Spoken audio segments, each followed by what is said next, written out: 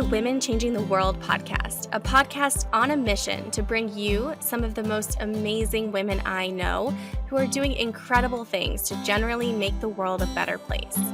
From corporate sustainability to straight up magic and everything in between, you'll meet the real life humans who are birthing the new.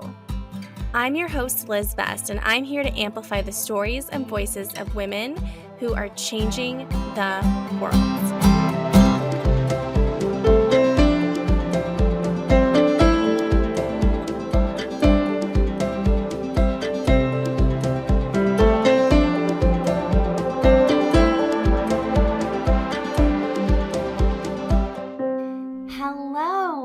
Welcome to the last episode of 2022 of the Women Changing the World podcast.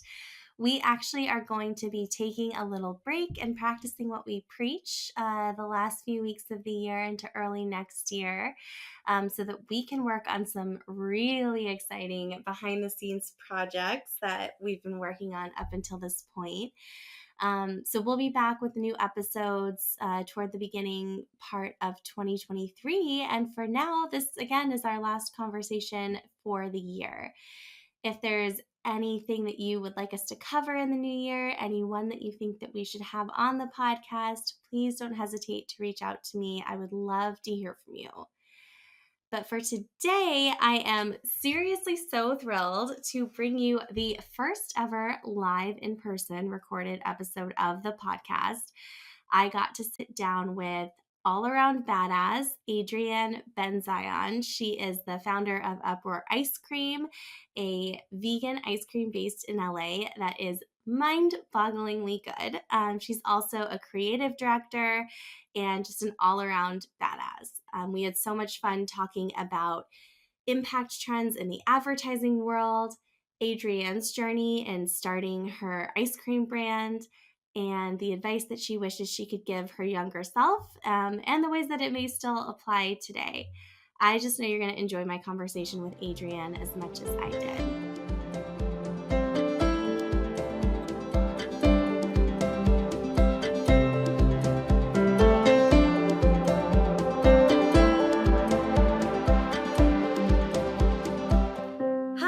This is Liz, and I am so excited to welcome you to the first ever live in-person recorded episode of the Women Changing the World podcast. I am joined by the fabulous, amazing Adrianne Benzion, the founder of Uproar Ice Cream and an award-winning art director. Adrianne, welcome to the podcast. Thank you. Happy to be here. Oh my goodness, so happy to have you here. Just to set the stage for our listeners, we are currently sitting in my office in person in Oakland, which is such a trip and a dream. Before we get started, Adrianne, would you mind briefly introducing yourself to our listeners? Yes. My name is Adrianne. I'm an entrepreneur and founder of Uproar Ice Cream, as Liz said. So I'm also a chef, since I'm making ice cream, and an associate creative director with a focus on art direction in advertising. I'm also a native Floridian and lived in New York City and now live in Los Angeles.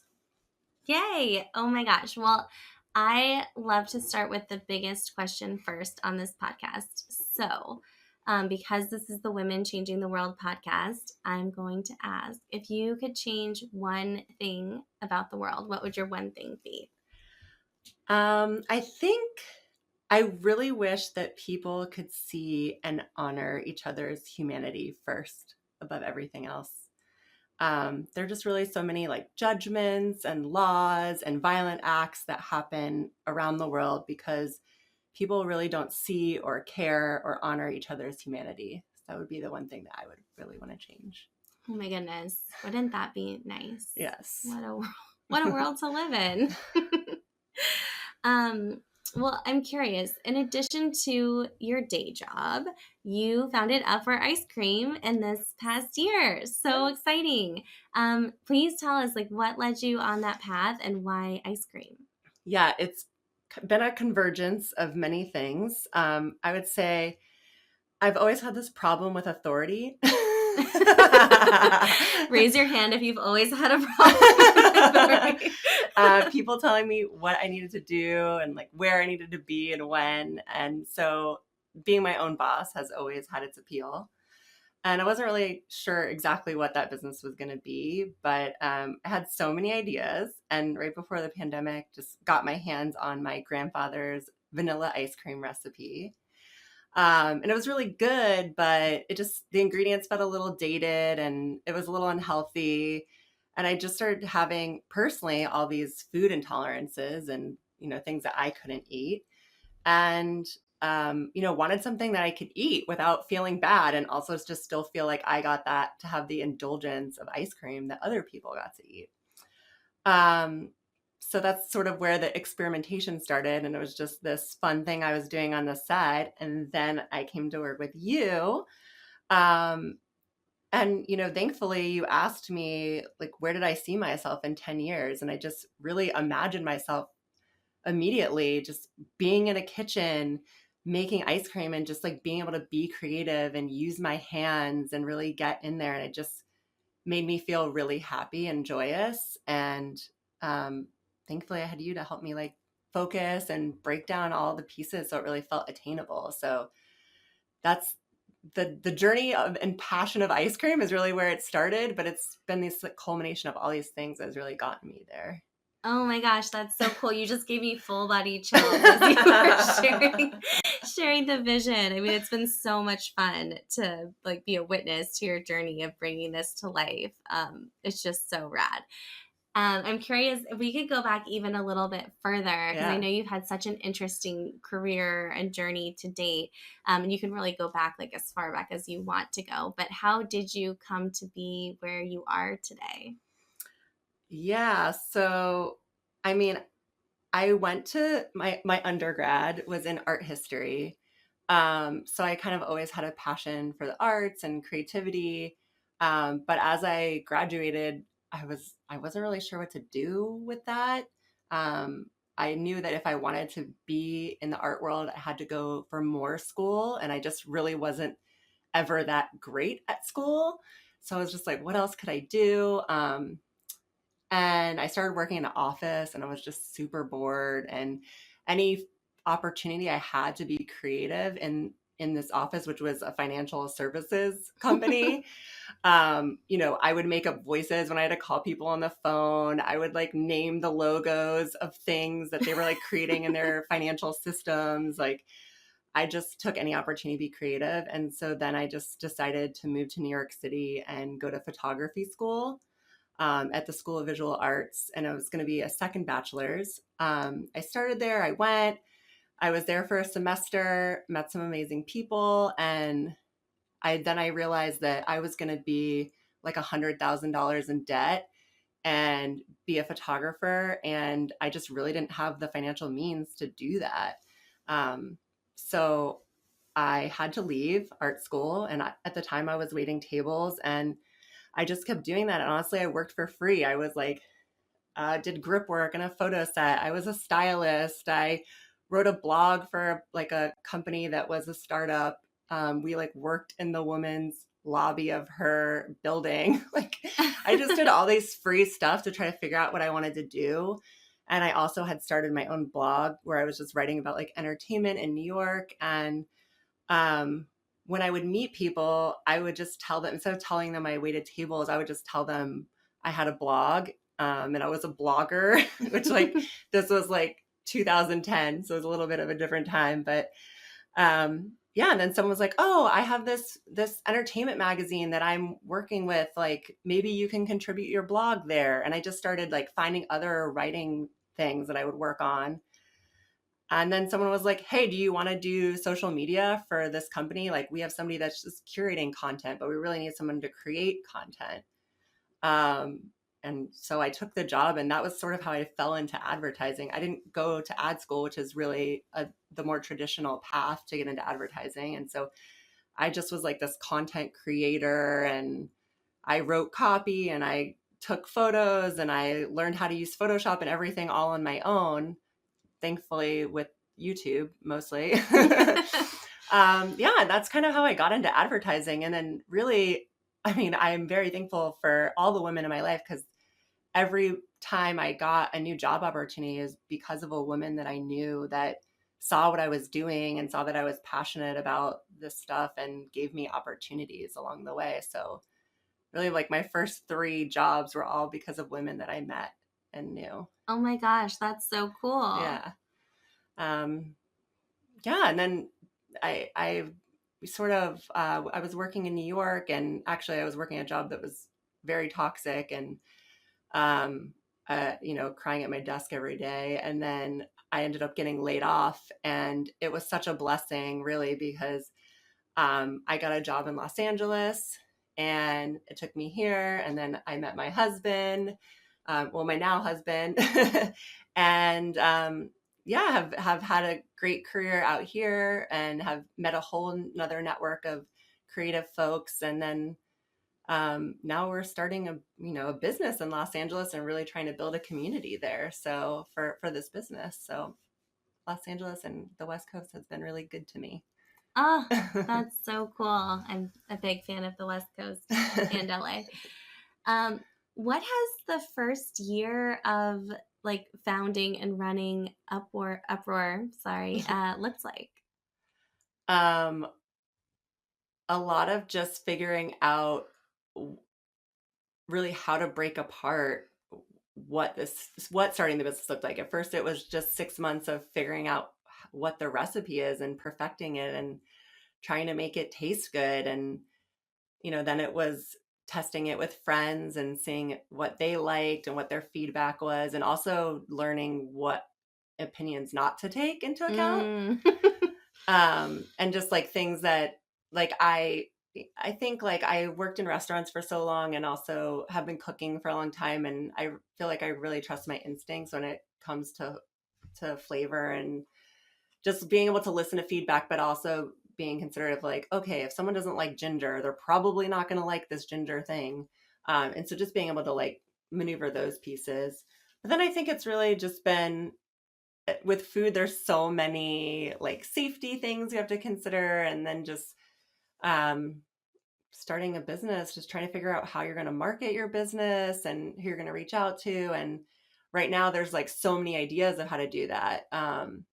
And it's just really like figuring out what you have the financial means for in the beginning and how you can just get word of mouth without actually spending more than you than you have, and trying to use whatever resources you can. And I feel really thankful that the platform we're using, they're called Hot Plate, and if anyone is a food vendor, they've been a really great platform and super collaborative, and I've really tried to take advantage of that opportunity with them. So they've been helpful also just to like help us get to the next stage too. So and also just like meeting with anybody that I think has been people that you've introduced me to, Liz, or other people that are just like, hey, oh my gosh, you're starting this business, I should connect you with this person. And just really trying to take any of those opportunities just to talk to people and listen to whatever advice. Sometimes it's been really terrible advice.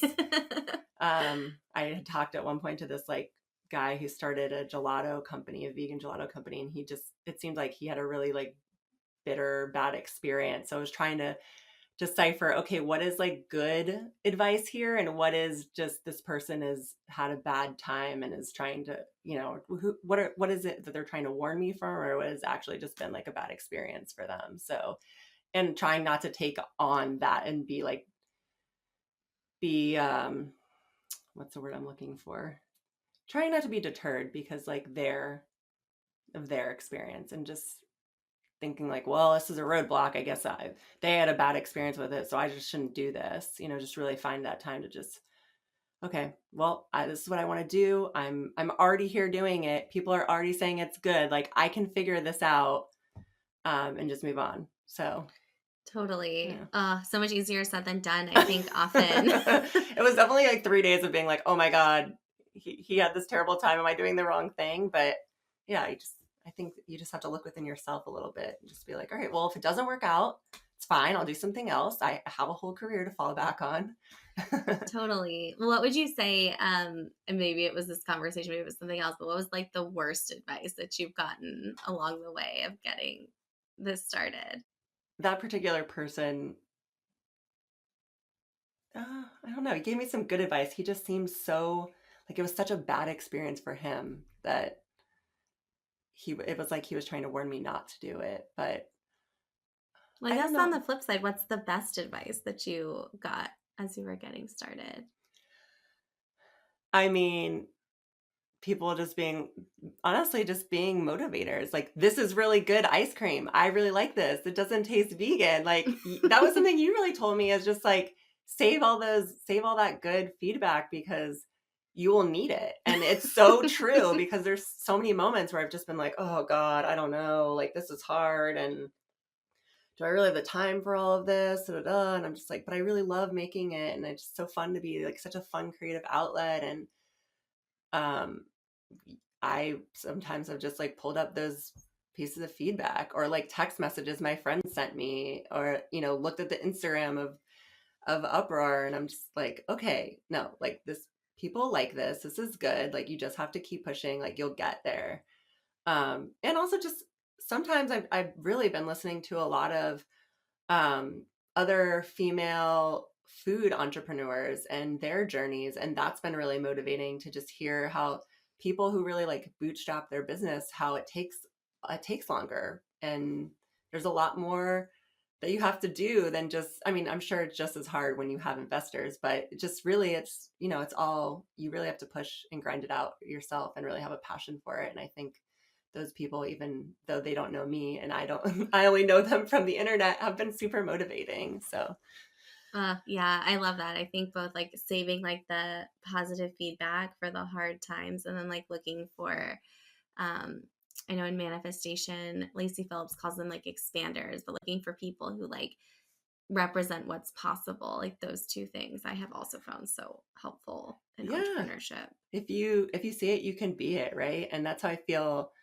Cherry Bomb is like this really great women food. They have a podcast, like a media thing, and I just feel like it's been so motivating for me to listen to all these women, Fly by Jing and like all these other great brands. I've just like, absolutely blown up, and there's so many women creating like amazing food brands, and I get to learn from them through this podcast. And so yeah, Oh, just like I that's get so to hear cool. so many amazing women on your podcast too. Oh So my gosh, thank you. I'm very lucky. I have awesome guests like you. And I learned so much too in talking to everyone about their journeys. I almost always learn something every time. Um, well, let's see. One of the things that I definitely wanted to talk to you about is your 2022 vision board. oh yeah. So tell us, I'm a huge fan of vision boarding, as people who are listening who know me probably know. It's been an annual ritual for me for the past few years. Yeah, would love to hear everything about kind of like what went on it and what happened next. Yeah. That was so fun, and I can't wait to do it again this year. It was the first thing I saw, like I was just looking through magazines and stuff, and the first thing I saw was woman. And I was just like, yes, because when I thought about Uproar, well, one, when we were naming it, was just like, I wanted it to be this point. Like, ice cream is so joyful, and I just wanted and there's been so many things happening with women's rights and women's health rights. And I just really wanted it to be this thing where it was more than just ice cream. Right now, it feels like it's just ice cream, but like when it can become this place where it's just more than. And, we do donate like part of our profits to the National Network of Abortion Funds. And so when I saw women, I was just like, this is part of what I want this business to be. This is part of just like, I just need more connections with women. I've only lived in LA 5 years, and 3 of that was spent indoors. So I was just like, I just need more women in my life that I can just get that joy with, that I used to get with like my girlfriends that all now live all over the country. So that was a major part of it. And I'll just speak to the manifestation of that. I came to then, and I know at the beginning I'd kind of talked with you about like, oh, I maybe want to start this women's group, but maybe that's how it would manifest. And then it just came to someone at my work asked me to like co-lead the women's employee resource group. And so that's how that's kind of manifested. And we've been able to take our resources that we get at work, and we sent like 600 toiletry bags for the downtown women's shelter in Los Angeles, and we've donated like 1,000 toys of Toys for Tots for the holidays, and we've just been able to do quite. And also we led like we had a like facilitator come in and speak to the women in our office during like Roe, the whole overturn of Roe, so people really felt supported. So I love that, like at my office, that I'm able to help like create the space where women can connect, and that was something I really wanted from the year. So I'm happy that that's come to life. Totally. Well, and it was so cool. I will say, just like reflecting, it was sort of seemingly, at least from the outside, like effortless in the sense that like you set the intention and then this opportunity really found you. Yeah, it did. And then I was like, oh God, it's here. Do I want to do this? I was like, do I have time for this? I'm also starting a business. Maybe this is a lot. And yeah, the person that I was working with, she was just like, she was somebody I had worked with at a previous job, and she's like, I just know that you're the right person for this. Like, we'll figure it out. Like, we can make it really low stakes and just like do it however we want to. And I was just like, all right, we can do it our way. Like, I'm cool with that. We can do this. So it really worked out well. And, we're planning even like more things for next year. So that's cool. And then I have love and leader and pioneering and speaking out, magical greatness, success, and hope. And those are all have touched me in different ways, I think. But pioneering, I don't know. I'm starting a business. It feels like I feel like a pioneer in that sense. And then I have a lot of flowers and blooming, and also just passports. Traveling. I got to go to Italy this year, thankfully. So that was, part of manifesting that. And I think just like I got some money on my um, vision board, and ladies' night, and friends. And I think I've definitely made some new friends this year, and old friends that I really had disconnected with because of COVID, or friendships that were kind of in disarray that have like come back around, and like are stronger than ever, I think, has all happened this year. So I feel really great about that. And that's just also ties back to women.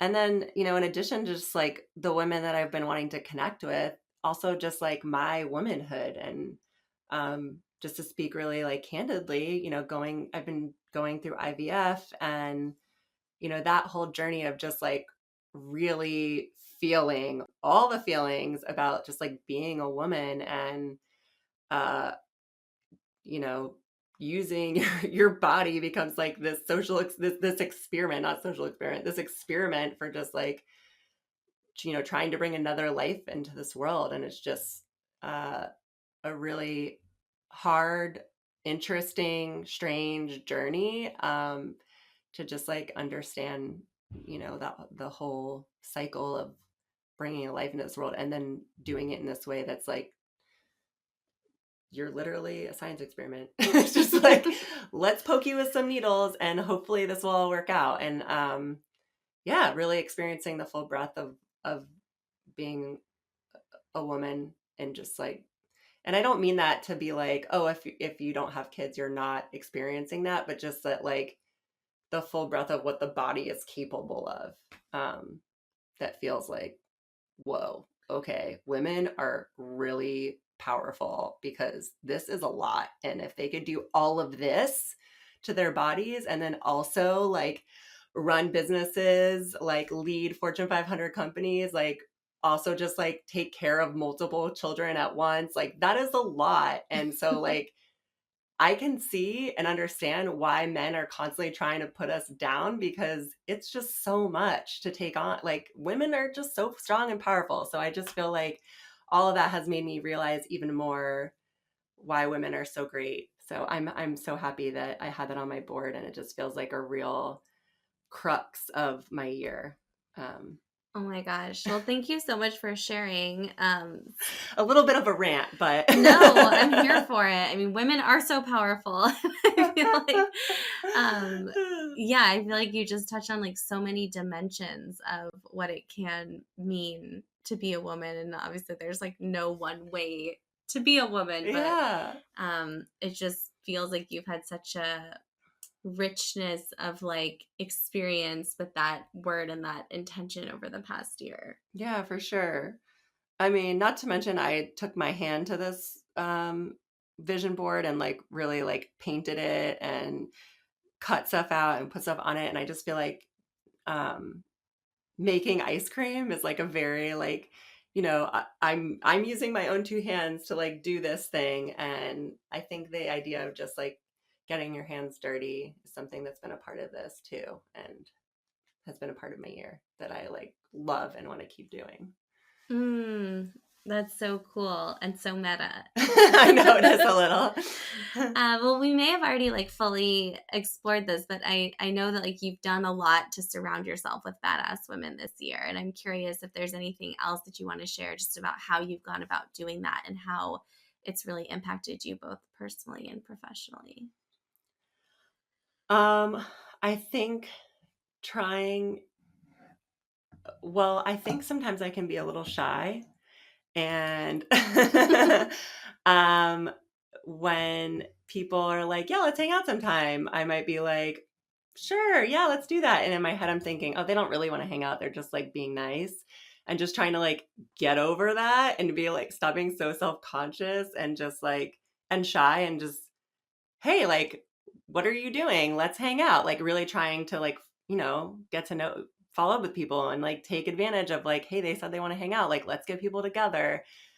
Um, Especially I think after everyone's been so far apart, it's actually like feels harder to get people back together. Like at first it was like, yeah, let's do it. And then you're just like, okay, wait, I'm like really comfortable at home. Do I actually want to go out and do something? Totally. I feel like we've had such a collective loss of momentum. And there's Yeah. something about working from home. It's like, it's not just like I need to like stop by this plan on my way home from the office. It's like I have to put on pants. Yeah. I have to put on pants for sure. Yeah, I have to put on pants.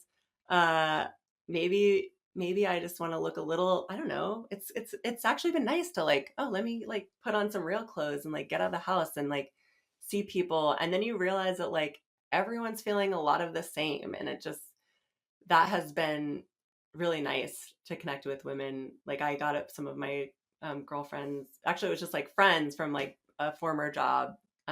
We all got together like last week, and we didn't know who was going to show up. There was like two of us that were planning it, and then like it was probably like 10 of us, but man, we had so much fun. It was so nice to just see everybody, and we all work in the same industry, so we just had so much to talk about and catch up on. And it was just really like validating to hear what other people were going through and felt. And yeah, I've just been trying to do more of that, I think, this year whenever possible. And obviously we had an event together, Oh, yeah. So fun. That was so much fun. where we did like an intention setting event, and that was really like a cool day, I think, with women that I had worked with and knew, and women that you knew in LA as well. And just bringing people together that didn't know each other, and all doing this thing where we're just like, taking time for ourselves to set our own intentions. That was super cool. And I really want to do more stuff like that with Uproar, and find ways to like bring women together. I really want to do like a ballot event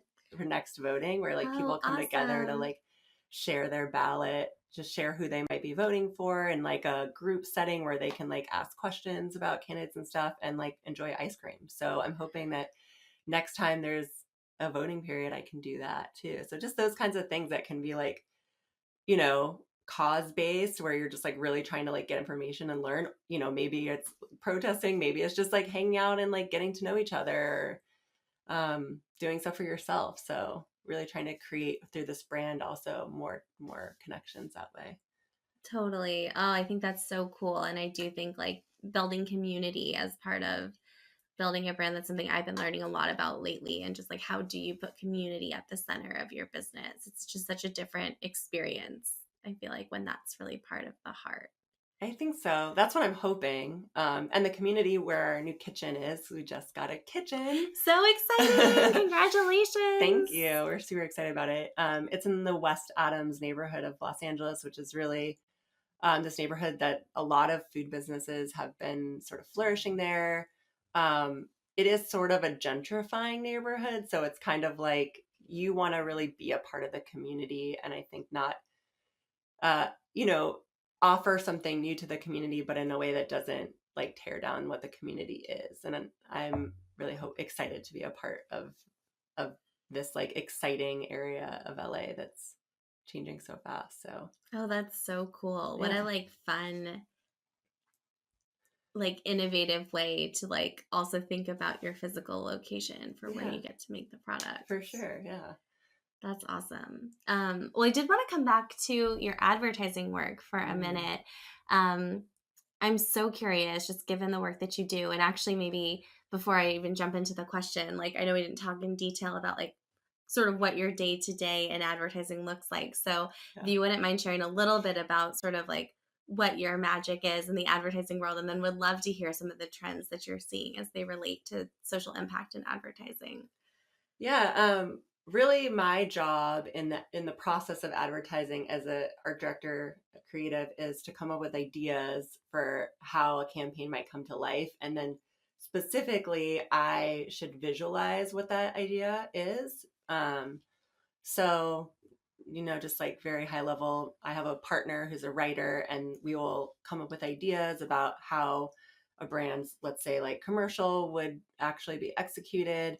And then they'll write a script, and I would visualize through, you know, mock ups and whatnot of like how that comes to life. And then as we move through the process, I'm really like managing the visual look of the whole campaign or TV commercial or whatnot. So that's really what my job is on a day-to-day basis. It changes every day what it is, and it's a very project-based business. So sometimes we're in production, and sometimes we're just coming up with ideas.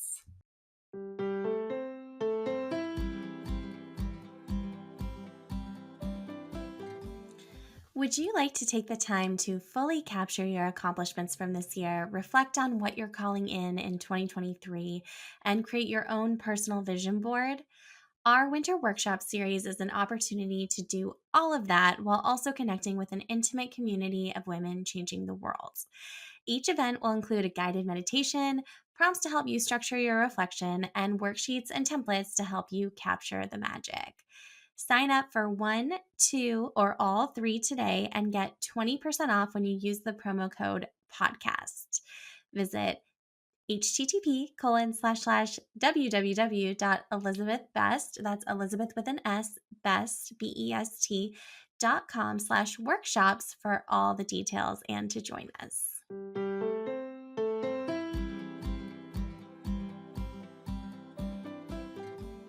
Totally. There's such a fun variety of tasks that you could be doing on any given day. Yes. Well, so what are you seeing like on the impact side of things? Like how has the advertising world been shifting in the past few years? I think there's definitely been a lot of pushes for more diverse talent, not just in front of the camera in our cast, but behind the camera. So there's been some really great things. Actually, a former coworker of mine created Bid Black, which is a website for Black directors of photography, editors, colorists, anybody who's in the like post-production side of advertising. And then there's other things like Free the Bid, which is all like uh, a platform for women that are on that side of the business as well. So that has been really cool. I think that some clients are a lot better about you're requesting that kind of talent than others. But I definitely think that you can freely be like, we need this kind of talent. Like, let's get more diverse talent in here, where I think it might have been a little harder years ago. So I think that's changing a lot, and it's really great to see. And I think, you know, now in casting, it's a lot you're seeing like much more diverse talent, and also a lot of people looking for real people, like real bodies, real people. Sometimes it's like people that might not have even acted before, but you just want to see like real faces, not just like modelly people on camera, which I think is really cool. Um, and then I think like the the award system in advertising is really interesting. There's a lot of awards that happen, like Cannes Lions, or the one show, these like really big Clio, which is like a one that's been around forever. These big award shows that people really work towards and will like create ideas to try to win awards with. And I think we're always trying to create award winning work in our job, but I think there are some ideas that can be created just to win awards, and sometimes those things don't actually get fully created. They're more conceptual, and sometimes people claim they're doing a lot of good, when maybe they're bringing attention to something, when maybe they're not actually like doing something for the cause, and they win a ton of awards around it. And that feels a little icky sometimes to me, and I think to a lot of people, um, where it's like, are you creating this because you just want to win an award, or are you creating this because you really care about the issue? And that's sort of a push pull at advertising that I feel uncomfortable with. But I think whatever can bring attention to it is great. It's just I think it'd be nice if there's really more push to do something behind that. I think another area where there could be better, where there could be more diversity and inclusion and belonging, is in creative departments. A lot of time in advertising agencies, there's a lot of women that work in the advertising agency. I'd say it's like, equally, in terms of the genders. But when it comes to creative departments, it's usually still very male dominated. Um, Thankfully, the CCO, with the chief creative officer where I work, is female, and I think she's a very like compassionate, wonderful person, and I think that really affects a lot of what happens at the agency. But I have worked at a lot of places that aren't very female led, and um, yeah, I think it's great to have more women in creative departments, because you need those voices just as much as you need male voices, and other races and body types, and um, so that's an area where I think it could get better. I think the more diverse a creative department is, the better work you can create, the more people can see themselves in the ads, the more it feels relatable to the people who are watching them at home, the more it feels maybe less like an ad and more like something where I'm like, huh, that's like a human truth that I actually understand. So um, it feels to me can feel more genuine. So that's why I feel like it's really important to make sure that there's a lot of representation in creative departments. Totally. One, I feel like, as you so astutely observed, it's like representation in front of the camera, behind the camera, like in the creative department that's like deciding whatever makes it to the camera. But that's really encouraging to hear that it sounds like things are generally moving in a much better direction toward like real people. Yeah. And I mean, there are other issues with like climate and whatnot, like NFTs. They came out and became this. Anytime there's like a new creative platform, like way to actually like create things, people want to make something of it. But like as we know, like NFTs are so bad for the environment, and I Oh, think I didn't know that. yeah, they generate so much energy. I don't remember the stat specifically, but uh it's a huge amount of energy it takes to like create an NFT. So they're like very bad for the environment. And I think a lot of brands that did it in the beginning are sort of being, sort of questioning now, I think, if they really want to continue using that kind of platform, because At least I hope they are. I've heard they are because it's just really, not great for the environment. And I think there's other like advertising agencies that also like support companies that are not great for the environment. So Totally, and help them tell a story that would indicate that they are. exactly. And there's actually an initiative, I think it's called Creatives for Climate, to try to hold those agencies like accountable. It is also hard though, because they employ lots of people, and then that's something they have to consider is like, okay, these people will all lose their jobs if we didn't have this piece of business. So I understand that. But I also think money is powerful, and people can decide how they want to use their money to make good things happen. And I think that's even happening with like Twitter. So that's a whole nother Totally. That's a whole other podcast whole other thing we could go down. So I'll hold that thought. Well, maybe on a slightly different vein than Twitter. What's the thing, or what are some of the things that are making you feel most like hopeful or optimistic about the world in the future right now? Yeah, I think I feel most hopeful now that this next generation is voting.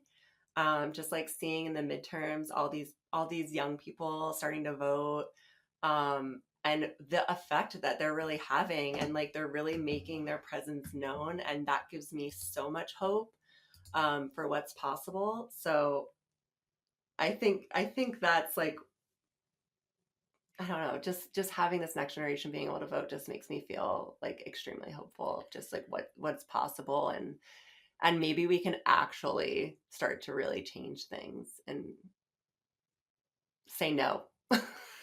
Say no to the Definitely. people who refuse to go away.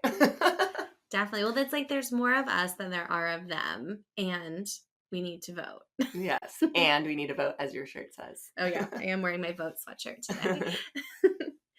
um, well, I'm curious, what advice do you wish that you could give your younger self? I always love hearing what guests on the podcast like wish they could tell their younger self, and you can totally pick an age or just give some generic younger Adrianne advice. I think when I was starting my career, I was really insecure. Like I said, I started my career, I didn't go to ad school, and I just sort of fell into this job, because I was like doing this thing. I was taking photos and making content, and someone was like, "Hey, do you want to do this job?" Because social media just started and no one knew what it was. Totally. I feel like there were so many of us in like 2008, Right? 2009, 2010 who were just like, social media? Sure. Like I could figure that out. And like that was my first job after college. Like, it was Yeah. the Wild West. Yeah, exactly. And we're like the young people, so they're like, "You got this," right? But anyway, I also felt like immensely insecure about some things. And I think, my way of reacting to things sometimes was to act like I knew what I was talking about, instead of I wish someone would have just told me like, it's okay not to know, and you can ask questions, and that's how you'll learn. And I just wish someone said that to me. Instead, I just felt like, oh, I had to be cocky, like I had to come in with an attitude, I had to like know what's up.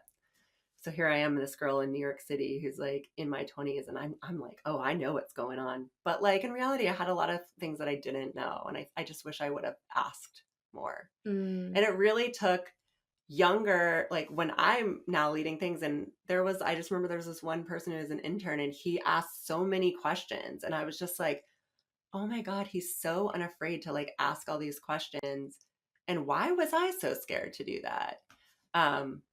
So yeah, I mean, sometimes you learn from the youngins too, so that's what I would probably say to my younger self. It's okay to Mm. ask questions. Totally. I feel like it's like so often, I think for my younger self, it's like you're scared that like people are gonna like find you out, that you like Yeah, don't have all the answers, but like exactly. you're like 23, like you don't have all the answers. You don't need to know Yeah. everything. We all know that you don't know everything. Yeah. Like secrets out. Yeah, exactly. Why didn't anyone say that to me? I don't know, but I would say that to me now. Totally. And I think it's still great advice for now, Yeah, too. true. We're all learning, right? There's so many, now you realize there's so many times where you're like, oh my God, no one knows what the hell they're doing. Oh my gosh, I'll never forget someone who had been doing like impact marketing and communications in the impact space for a very long time. I saw at a conference once, probably like 5 or 6 years ago. And someone who I had looked up to and was like, this person is such a like pioneer in this space. And he told me like the moment when he realized that everyone was just making it up as they went along, and that like he also was making it up as he went along. And I was like, wait, you're telling me literally everyone is just making it up as we go along? It's like so liberating to realize that there's not like a handbook of all the right answers. Yeah, totally. And I think like also in my job, it's so collaborative. A lot of times it's like you never know where the right idea or thing is going to come from. So it's just like, and also you might ask a question that literally everyone was thinking, but no one said. And which is now what I've sort of come to realize as I've gotten older. So yeah, I think it's so important still today. You're right. Well, I also, as you can now see, I always allude to this on the podcast. I'm surrounded by post-its like a crazy person. Mm, She can see the proof. mm. So my favorite things to ask for when one day we turn these into something physical. Yes, which Um, you're gonna do. yes, which is gonna happen 2023. What do you want to put on your post-it note or post-it notes? Yeah, I was thinking about this and I listened to this. I'm a big fan of Masterclass, like the media channel, whatever, Masterclass. You can buy a subscription. Big fan. I think I just like love learning from people. And I listened to the Masterclass with Gloria Steinem, total badass woman. And she had on other like civil rights activists. And she had on this woman, Amanda Nugent. And she said, joy is the ultimate form of rebellion. And I don't, in that moment, I don't know if I just needed to hear that or it just resonated with me so much. And really, it's been the motivation for the ice cream brand because there was moments where I was like, oh, I'm just creating an ice cream brand. And like, there's so much like crazy stuff happening in the world. And does this even matter? And I'm just like, but it does matter because ice cream is joy. Like it is literal happiness. And it's important to like find happiness when all of this crazy stuff is going around. Otherwise, we would just be like, walking around like a bunch of mopes. So it feels like having those moments of joy with your girlfriends or your family or watching your favorite TV show or whatever it is, like those moments are important to just have your rebellion because we endure a lot as women. And I think it's so important to just like, yeah, be able to feel happy. I love that so much. And honestly, I remember when you first shared that quote with me previously, and like I found it so inspiring as I think about like my work and my business. And Yeah. I just think that there's like, it's so simple and so powerful, this idea and this concept. And for women in particular, like, just like, Yeah. It just makes you feel like if you just imagine, like, I think we had talked about, like, you imagine all these women together, like laughing or like, and just enjoying each other's company. It feel like there's this like raucous, like energy to it. It's just like, oh, we can literally do anything because we have this joy and it's like, it combats all evil to me. So yeah. hmm totally. And like, I love the visual too of like women together, like Yeah. channeling their joy and being like, let's go. Yeah. Exactly. So cool. Well, I'm curious, like, what is next for Uproar Ice Cream? Yes. Well, we are finishing the year with our last drop in December, um, dropping on December 7th. And if you're in Los Angeles, you can get our ice cream via our hot plate or our Instagram. It's Uproar Ice Cream. So that's our last drop of the year. And then in January, we're hoping to hit up some farmers markets in Los Angeles. Oh So my we'll gosh. see, TBD, but that's our plan for next year. Oh, that's so exciting. Yeah. Um, so yeah, and who knows what else? Uber Eats. We're gonna test the grounding points and see what does well for our fans. But otherwise, we're also looking for a good holiday flavor if anybody has any. Oh, I love it. If people have holiday flavor ideas, is Instagram the best way for them to share them with you? Yes. on our Instagram. That'd be great. But yeah, we have a very popular chocolate ice cream with peppermint patty swirl. Oh my gosh, it's so good. It's so good. Well, and I realized one thing that we haven't talked about the ice cream, which I feel like we'd be remiss not to mention, is all the steps that you have taken to make it like truly accessible to people with a range of dietary restrictions. And so I'm like, oh my gosh, we forgot to talk about we totally didn't talk about it. But before we go, like, it's chocolate peppermint patty, but it's like so much more. Yes. I only mentioned that because that's the one we're gonna bring back in December. But yeah, the ice cream is vegan and it's gluten-free and nut-free. And the reason for those things are, like I was saying before, I had food intolerances and couldn't find the things that I needed in the store, and was like, okay, well, how can I make something that not just I can eat, but everyone else can eat? So yeah, there's lots of allergy having people that love to enjoy our ice cream, and have said it doesn't even taste vegan, which is to me like a great compliment, because the more it tastes like that thing that you're looking for, that satisfying craving, like the better it is. So, and we have really fun, unique flavors. Totally. They're awesome. And yeah, I feel like it's like such a complete ice cream experience. Yeah. Yeah, it's really fun, and hoping you Angelinos can try it, and that we'll get to the Bay and other areas of California someday soon. Awesome. I'm hoping so too. I cannot wait to have Uproar Ice Cream be a fixture at all of my events. In the meantime, for people who are listening, I know you already alluded to this, and we'll make sure we include links in the show notes also. Mm-hmm. But like, what are the best places for people to follow you, follow Uproar, like keep in touch, and like potentially get their hands on a pint if and when they're in LA? Yes. Our Instagram, which is Uproar Ice Cream. And then we also have the hot plate, which is where you purchase it. But it is linked in our bio. It's hotplate.com/Uproar Ice Cream. Pretty simple. Find us there. Oh my gosh. We launch our new flavors. We'll do a drop on Wednesday, December 7th, and then you can pick it up on the following Sunday and Tuesday. Amazing. So exciting. Well, thank you so much, Adrianne, for coming on the podcast. If you're listening and you're in LA, get your hands on this ice cream. It is so good. You will not regret it. But yeah, it's just been so fun to talk to you about like the past year and your journey. You're amazing. And it's just such a treat, pun very much intended. You're amazing. And I'm so thankful for you and your help on this journey, for sure. Oh my gosh. Thank you. Thank you so much for tuning into this episode of the Women Changing the World podcast. Please rate and review the Women Changing the World podcast on Spotify, Apple Podcasts, or Google Podcasts, and don't forget to subscribe for future episodes. You can find me on Instagram. My handle is liz.best, that's lis.best, or you can find me on LinkedIn by searching my name, Liz Best.